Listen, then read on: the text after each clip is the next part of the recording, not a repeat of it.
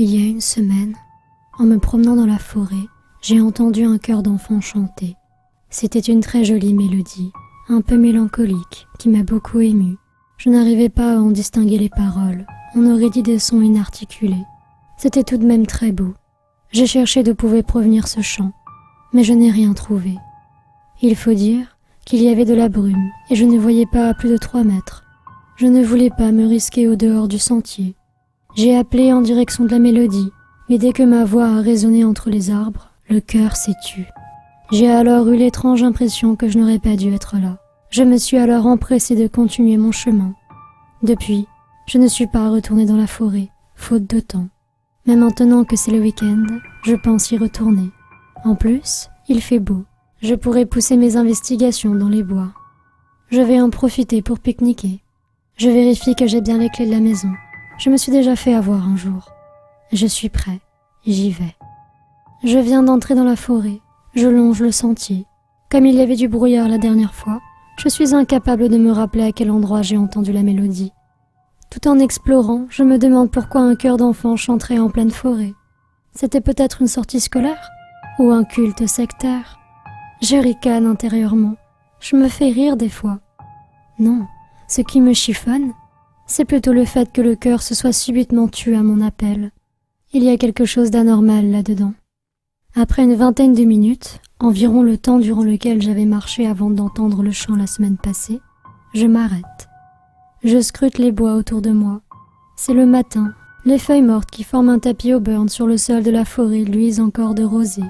Il fait un peu frais, mais ce n'est pas désagréable. Les seuls bruits qui m'entourent sont les piaillements joviaux des oiseaux.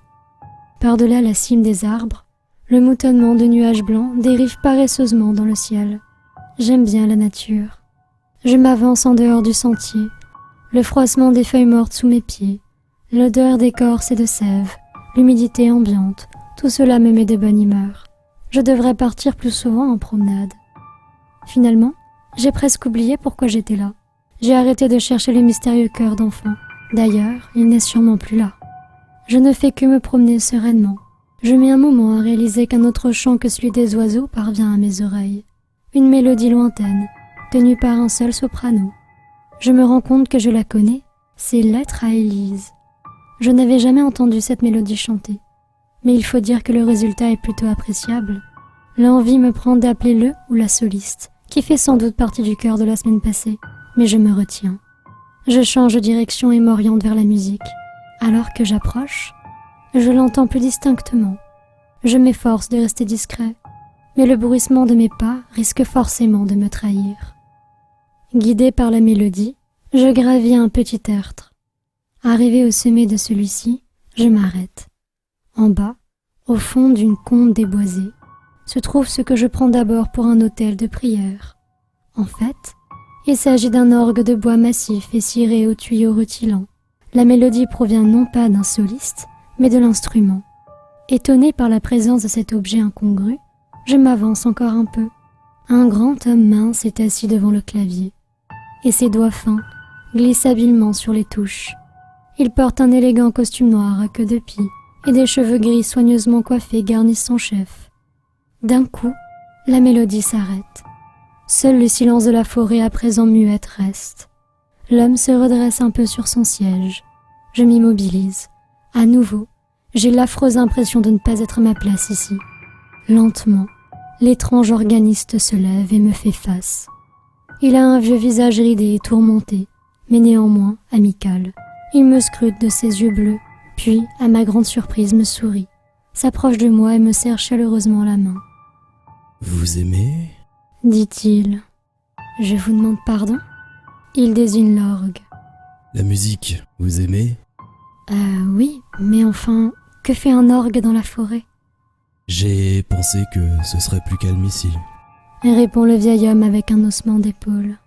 Puis, il tapote le bois de l'instrument et ajoute. Malheureusement, il n'est pas complet, il me manque quelques notes. Comment ça ?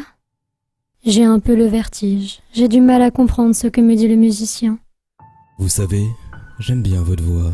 Je pense qu'elle pourrait convenir pour les gammes du bas. Malgré mon esprit de plus en plus embrumé, je commence à comprendre. Je regarde ma main droite. Une petite goutte de sang perle dans ma paume. Est-ce que j'aurais été... Non, c'est impossible. Je n'arrive plus à réfléchir. Je suis si fatiguée. En levant les yeux, je vois l'homme sortir un petit scalpel de la poche intérieure de son costume. Oui, Murmure-t-il. votre voix fera très bien l'affaire.